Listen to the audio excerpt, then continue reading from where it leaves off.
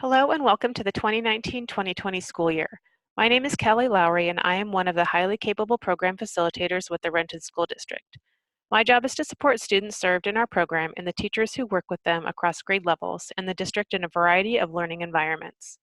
The purpose of this video is to update you on our program and processes and equitably empower all staff to feel knowledgeable about the Renton School District's highly capable program in order to advocate for students and families. Before we get started, there are a few HiCap team staffing updates to share with you. First, Candace Anderson has joined us as a facilitator supporting teachers across the district. Jessica Reynolds will continue to be our HiCap coordinator and is your go-to person for student or family-specific information about referrals, identification, and testing. She is on maternity leave until December, so Brian Goddard in the Student Information Services and Assessment Department will be filling in. With our brief time together, we hope you are able to better understand the Renton School District's highly capable program's referral and identification processes and the service options available to students. The highly capable process begins with student referral. A parent, teacher, or community member can refer a student. The district may also refer students as a community member. Referral forms are available digitally and can be printed out from the HiCap section of the Renton School District website in multiple languages. Parents, teachers, or community members complete a referral form. The referred student's family will then be contacted via email using the addresses on file with the district to give consent to test. It is very important that this contact information is current in order for families to receive up-to-date communications. As a part of school board policy, all second graders are screened or tested. Thus, second grade families do not need to complete a referral form for their student or students. The referral window for all students is open from September 3rd through January 17th. For students enrolled on or after January 6th, the referral window is open until April 3rd. The referral windows have shifted slightly from last year for a variety of reasons. One is to allow the HiCap team to test students in their schools, which is a revision we've made to our processes to continue to break down barriers for students. This referral timeline shift will also provide families more time to make thoughtful decisions regarding student placement and program, as well as we try to better accommodate timelines with school communications regarding elementary move-up processes and middle school registration and scheduling. All referred students will take the NNAT3, which stands for the Naglieri Nonverbal Ability Test. We made this change from the COGAT 7 screener as we found there were biases with the assessment that impacted multiple groups of students. The NNAT3 is a culture-fair nonverbal measure of reasoning and problem-solving abilities. It includes a single 30-minute timed section. New to district students will be tested monthly in their schools by the Department of Curriculum Instruction and Assessment, shown by the red oval on the screen. Second graders will be universally screened in their classrooms in the month of October following teacher training, shown by the blue oval on the screen. Returning students and any new to district students who missed previous tests will be tested between January 27th and February 14th at each school site, shown by the green oval on the screen. The state requires we use multiple data points in identifying highly capable students. Along with the NNAT3, district-wide assessments unique to each grade band are utilized from the category shown at the bottom right of the screen. The next slide will detail those assessments. This table shows the district-based assessments utilized as a part of the highly capable identification process. These assessments were selected because they were given to students at corresponding grade levels across the district. This practice allows us to locally norm student data, further promoting equity and identification of students with potential. Following assessment, the Multidiscipline Committee, or MDC, thoughtfully reviews student data. 2 classroom teachers, a building principal, a school psychologist, the highly capable program facilitators, a district administrator sit on the committee, co-chaired by the Directors of Curriculum, Instruction, and Assessment, John Stadler and Karen Soini. The identification process used is one that is not just about identifying ability, but identifying potential, as required by state law. We have the responsibility to identify students, including those who are members of historically underrepresented groups, equitably. The team considers all provided and necessary data to inform decisions around identifying academically highly capable students who would most benefit from highly capable services in the Renton School District.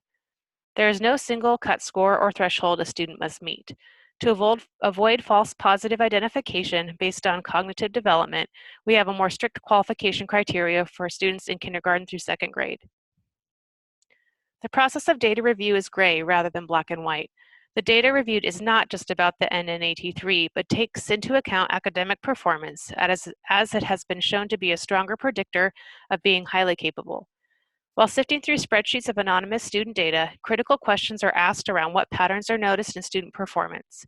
We look at trends over time, focused intensely on student growth, and while considering the demographics of underrepresented student populations in an effort to ensure equity and remove barriers for low-income students as required by state law.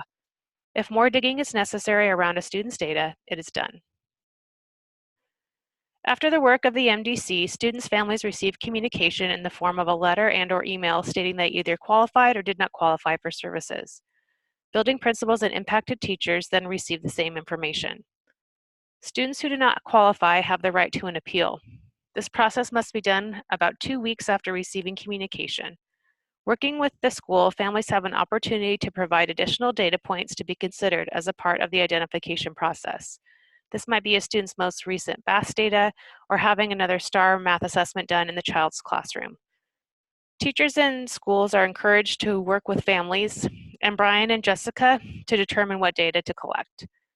We do not accept outside cognitive evaluation data. We will administer an alternative cognitive measure for appeals if the student is at the 90th percentile or above in both the ELA and math measures. Reference letters, art and musical pieces, and anecdotal notes will be reviewed but are not considered for appeals. All appeals are reviewed by the multidisciplinary committee. Parents, principals, and teachers are then notified via an email and/or letter regarding an appeal's approval or denial. The graphic above represents the vision and goals of the highly capable program in the Renton School District. These ideals serve as a foundation for how we serve students, families, staff, and the wider community, and will be introduced further as we continue to partner with teachers, schools, and families. Upon qualifying for highly capable program services, families have multiple options to choose from. Program service options in the Renton School District are academically based and vary based on grade level and/or school. Upon qualification for services, families can choose to have their student remain in their general education classroom and be served in a strength-based student grouping.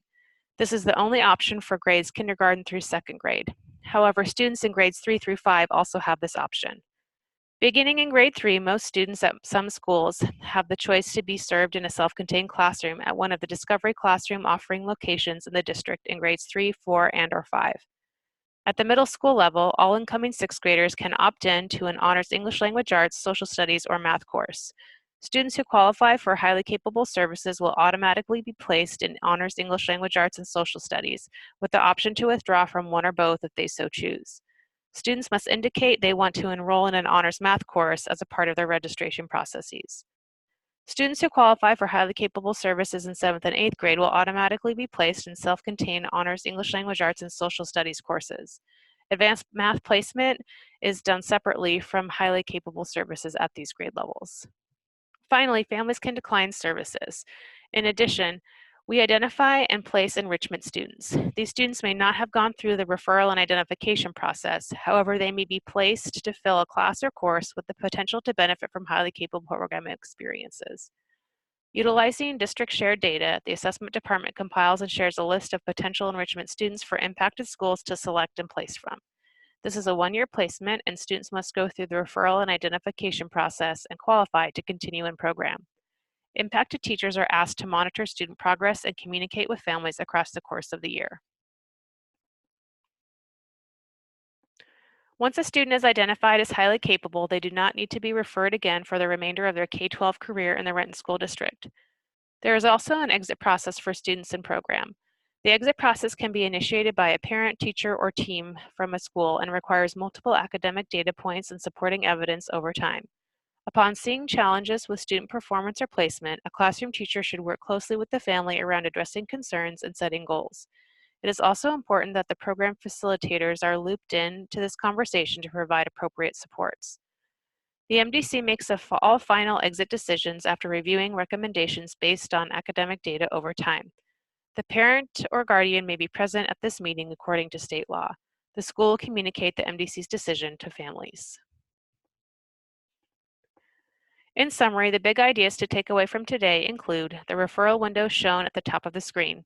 New to district students' families who qualify will have the option to indicate immediate beginning of services or placement, or for their student services to begin in the 2020-2021 school year. Families will be contacted by March to April or earlier. Existing students will be able to begin receiving services or being placed in the 2020-2021 school year. Families will be contacted in March. If a family enrolls at a school and shares their student has been identified or served in highly capable programs in a previous district, please contact or connect them with Brian and/or Jessica to help get them set up with appropriate services prior to placement.